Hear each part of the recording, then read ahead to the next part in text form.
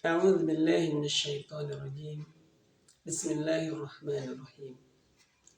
Ke Batu Jajar untuk berobat, lalu ke desa untuk beli bakso urat. Istighfar dan taubat adalah obat dosa yang berkarat. Assalamualaikum warahmatullahi wabarakatuh. Alhamdulillah, wassalatu wassalamu ala rasulillah wa ala alihi wa mawala amma ba'du. Sahabat-sahabatku yang dirahmati Allah Subhanahu wa taala. Dosa atau kesalahan itu identik dengan yang namanya manusia. Sebagaimana yang sering terdengar bahwa al-insanu mahallul khata' wa nisyan. Manusia itu tempatnya salah dan lupa. Jadi kalau kita sebagai manusia pernah melakukan kesalahan, itu namanya wajar. Kalau kita pernah berbuat salah, itu namanya wajar. Karena kita bukan malaikat yang ketika Allah perintahkan dengan satu perintah akan dilakukan sehingga kiamat nanti. Itulah bedanya kita dengan malaikat. Bedanya kita dengan binatang, bedanya kita dengan hewan dan makhluk lain. Kita diberi akal yang mana berfungsi untuk memilah dan memilih yang baik dan yang buruk. Dan ketika melakukan kebaikan, kita harus bersyukur karena itu menjadi modal yang kelak bisa mengantarkan kita ke surganya Allah Subhanahu wa taala. Tetapi jika kita melakukan kesalahan, maka jangan putus asa. La tayasu min rahmatillah. Jangan putus asa dari rahmat Allah, karena Allah itu Maha Pengampun. Dan kesalahan yang dilakukan oleh kita itu adalah agar kita bisa muntang kepada Allah. Karena Allah itu selalu menanti, merindukan istighfar dan taubat makhluknya. Setiap waktu, setiap saat Allah membuka dirinya kepada makhluk-makhluknya, terutama yang namanya manusia, yang emang kerjaannya melakukan kesalahan dan kesalahan. Sehingga ketika Allah akan menciptakan khalifah, akan mengangkat Nabi Adam sebagai khalifah di bumi ini, malaikat protes. Lah, manusia itu akan berbuat kesalahan dan merusak di bumi ini. Tapi apa kata Allah? Aku lebih tahu daripada mereka. Karena Allah yang menciptakan. Allah lebih tahu daripada malaikat terkait dengan kondisi kita. Emang kita selalu melakukan kesalahan. Emang kita selalu lupa. Emang kita selalu antara dua keadaan. Taat dan maksiat atau lalai. Nah, ini Allah berikan kesempatan kepada kita untuk bertaubat, beristighfar agar meminta kepada Allah akan setiap dosa kita. Rasulullah SAW yang dijamin oleh Allah yang maksum, udah pasti masuk surga. Tapi beliau selalu beristighfar minimal sehari 100 kali. Karena fungsinya bukan hanya meminta ampunan, tetapi juga memudahkan, menjadi wasilah kemudahan untuk setiap urusan kita. Kita sudah pernah dengar kisah bagaimana seorang pembuat roti. Kerjaannya tiap hari apa? Istighfar. Astagfirullahaladzim. Astagfirullahaladzim. Ngadonin roti, istighfar. Kemudian dicetak rotinya, istighfar. Dan setiap keinginan yang terbersit dalam pikirannya itu Allah kabulkan, teman-teman. Allah kabulkan. Hingga pada suatu saat ketika Imam Hambal tiba-tiba dari Baghdad pengen ke Irak. Nggak tahu ngapain ini. Terpikirkan kok pengen ke Irak. Namun nggak beliau nggak jelas pengen ngapain ke Irak, tapi hatinya itu pengen ke Irak. Dan akhirnya berangkatlah beliau ke Irak, dan sudah sampai di Irak beliau bersolat, melakukan sholat di masjid, sholat isya.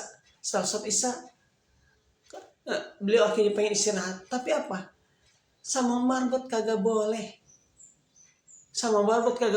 sampai didorong-dorong untuk keluar.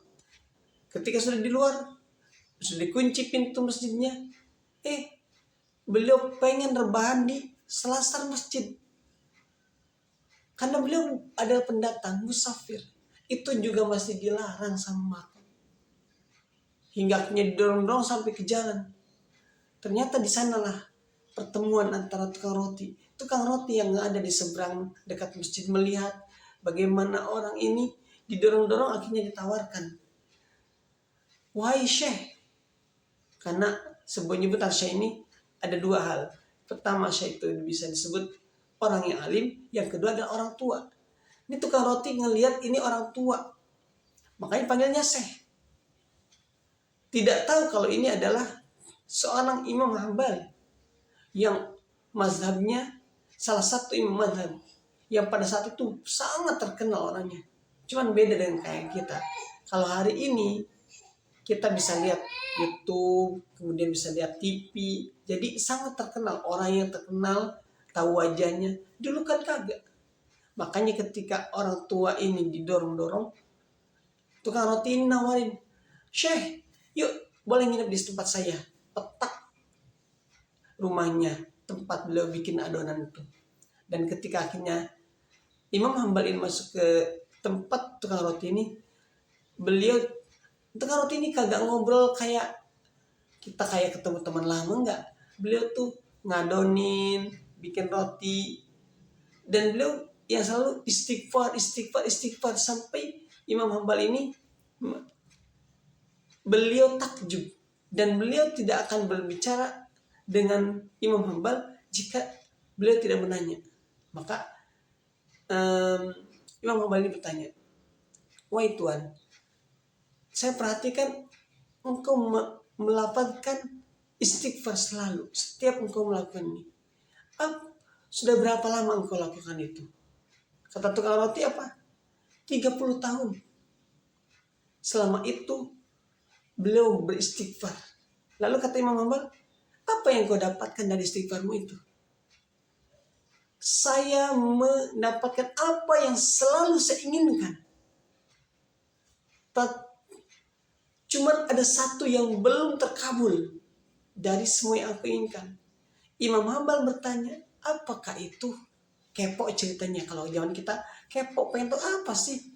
Lalu kata tukang roti itu, cuman satu yang saya inginkan belum terkabul, yaitu saya pengen ketemu Imam Hambal, orang yang terkenal itu. Itu Imam Hambal pada saat itu langsung seketika memeluk tukang roti itu, dan beliau mengatakan, Allahu Akbar, takbir. Ternyata alasan beliau harus pergi ke Irak nggak ada tujuan apa-apa, karena istighfarnya tukang roti ini. Maka pada saat itu teman-teman, ini adalah sebuah keajaiban dari istighfar yang didawamkan oleh tukang roti. Selalu beristighfar ketika menginginkan sesuatu. Nah, kita hari ini ada di bulan Ramadan, yang 10 hari keduanya adalah maghfirah, pengampunan, di mana Allah membuka tangannya untuk meminta hamba-hamba yang meminta ampun kepada Allah atas setiap dosa-dosanya. Maka ini momentum teman-teman, momentum kita di 10 hari kedua bulan Ramadan, kita beristighfar, memohon kepada Allah agar setiap dosa yang pernah kita lakukan, yang telah lalu, baik sengaja maupun tidak, Allah ampuni. Inilah keberkahan dari bulan Ramadan. Dan tentunya kita berharap semoga kesalahan-kesalahan yang pernah terjadi Allah ampuni, dan nanti kelak tidak pernah diulang lagi. Karena jangan sampai kita nanti taubatnya kayak taubat sambal. Apa itu taubat sambal? Udah tahu pedes, besoknya ngulang lagi. ngulang lagi, makannya pakai sambal lagi. Itu bahasa tetangga saya di kampung. Jadi tobat sambal, yang namanya udah tahu pedes, besoknya diulangi lagi, ulang lagi. Dan ini adalah sesuatu hal terkait dengan dosa yang dipengeni oleh iblis laknatullah alaih. Semoga kita setelah mendapatkan ampunan, dan kita selalu berharap meminta ampun dengan istighfar kita, dengan tobat kita akan setiap dosa-dosa yang pernah kita lakukan, dan juga untuk kemudahan daripada urusan-urusan kita hari ini hingga hari yang akan datang. Barakallahu fikum, kurang dan lebihnya mohon dimaafkan. Wassalamualaikum warahmatullahi wabarakatuh.